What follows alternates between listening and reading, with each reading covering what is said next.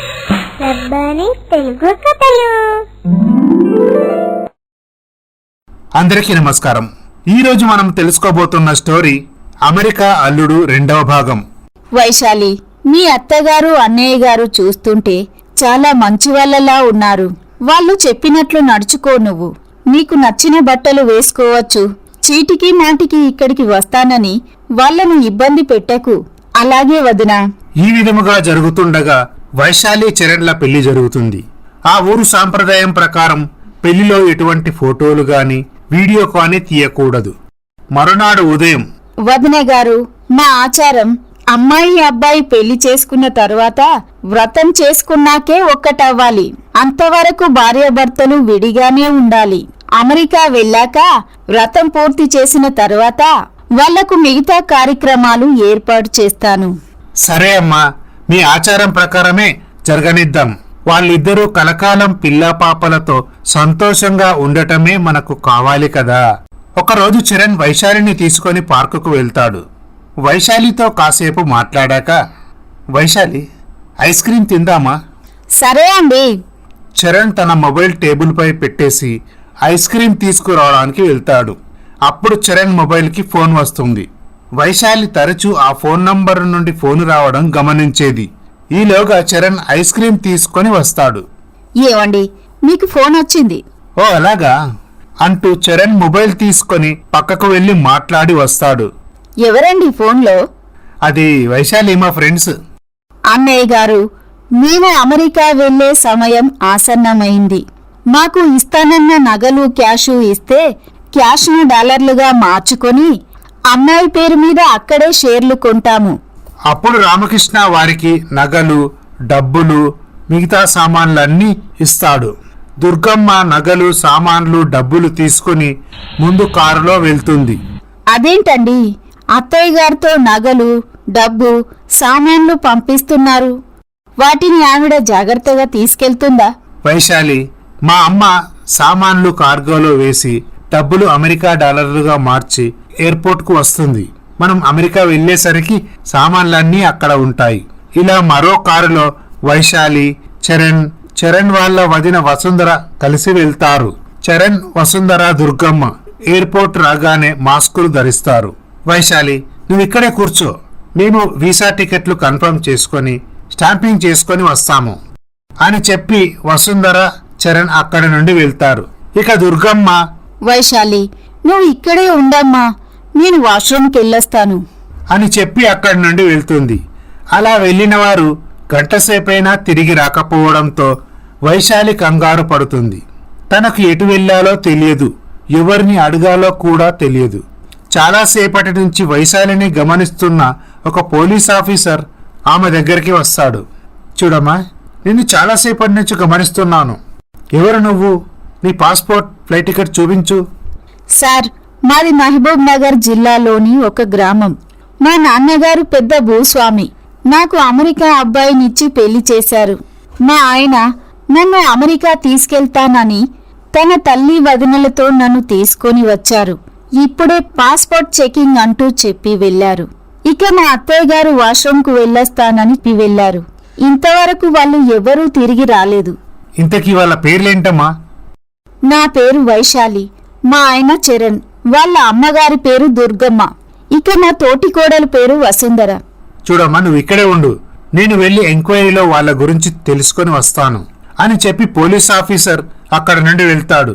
ఇలా police officer కాసేపటి తర్వాత వస్తాడు.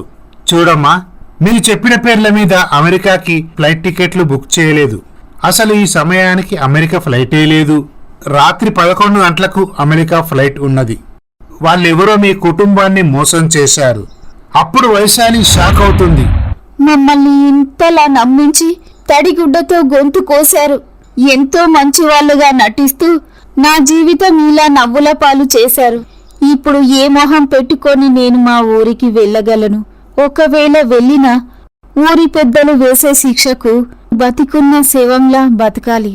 భగవంతుడా, నీకేం అన్యాయం చేశాను? నా జీవితాన్ని ఇలా చేశావు అంటూ కన్నీళ్లు పెట్టుకుంటుంది. వైశాలిని చూసిన పోలీస్ ఆఫీసర్, చూడమ్మా, ఏడవకండి, అయినా ఈ రోజుల్లో అంత గుడ్డిగా అమెరికా సంబంధం అంటే ఇలా నమ్మారమ్మా? ఈ మధ్య ఇలాంటి కేసులు చాలా ఎక్కువైపోయాయి. జరిగిందేదో జరిగిపోయింది, దాని గురించి బాధపడి ఏం లాభం? మీ ఊరు ఎక్కడో చెప్పండి, మేము నిన్ను అక్కడికి తీసుకెళ్తాము. పోలీసులు వైశాలిని తీసుకొని వైశాలి ఇంటికి వెళ్తారు. వైశాలిని చూసిన రామకృష్ణ, సురేఖ, ప్రకాష్, చంద్రకళ ఒక్కసారి షాక్ అవుతారు. చూడండి, మీరు చూస్తే పెద్ద మనిషిలా ఉన్నారు. అమెరికా సంబంధం అనగానే అబ్బాయి గురించి ఎటువంటి ఎంక్వైరీ చేయకుండా అమ్మాయినిచ్చి పెళ్లి చేస్తారా? ఇంతకీ కట్న కానుకలు ఎంత ఇచ్చారు? సార్, 25 ఎకరాల పొలం, 50 లక్షల క్యాషు, 7 వారాల నగలు ఇచ్చామండి. ఇంకేముంది, ఆ పొలం వాడెప్పుడో అమ్మేసి ఉంటాడు. డబ్బులు నగలు తీసుకొని ఎక్కడికో చెక్కేసి ఉంటాడు. మీరు వెంటనే మీ ఏరియా పోలీస్ స్టేషన్లో కంప్లైంట్ ఇవ్వండి. వస్తానమ్మా. పోలీస్ ఆఫీసర్ అక్కడి నుండి వెళ్తాడు. రామకృష్ణ ఇంటికి పోలీసులు రావడంతో ఆ నోట ఈ నోట ఊరంతా తెలవడంతో ఆ ఊరి జనం రామకృష్ణ ఇంటికి ముందుకు వస్తారు. వారిలో ఒక ఆవిడ ఇలా అంటుంది.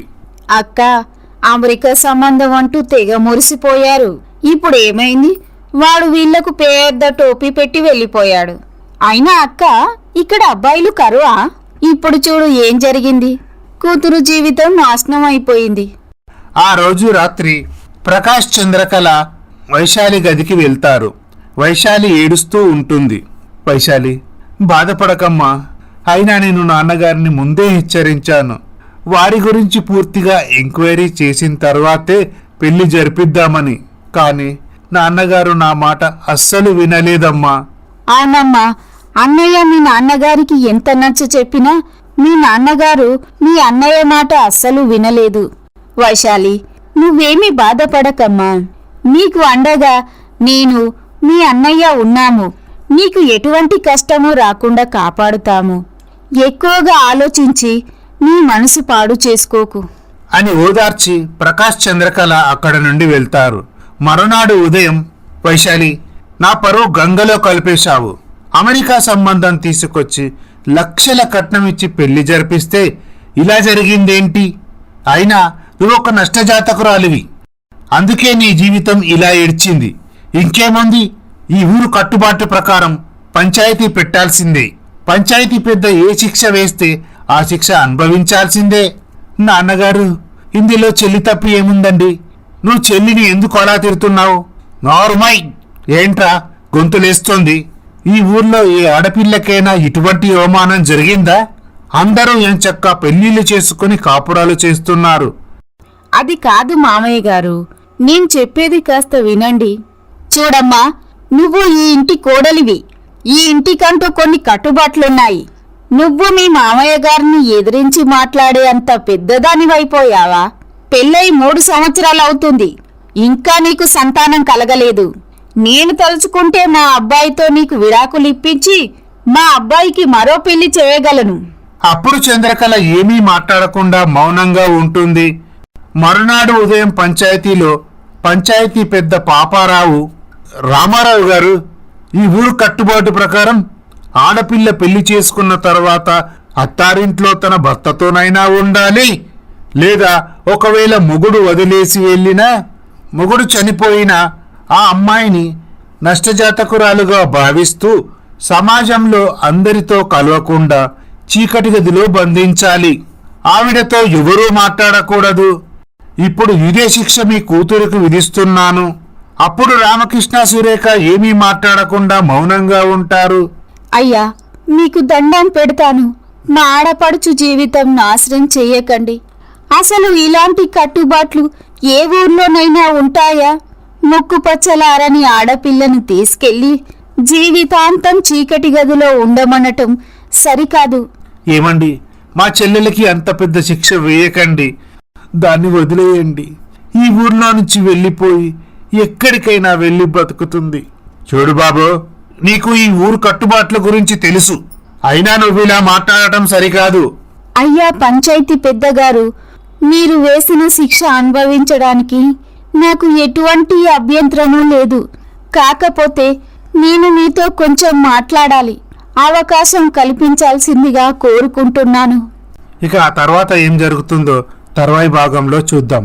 ఈ స్టోరీ కనుక మీకు నచ్చినట్లయితే మా ఛానల్ని సబ్స్క్రైబ్ చేసుకోండి, లైక్ చేయండి, షేర్ చేయండి, కమెంట్ చేయండి. Thank you for watching.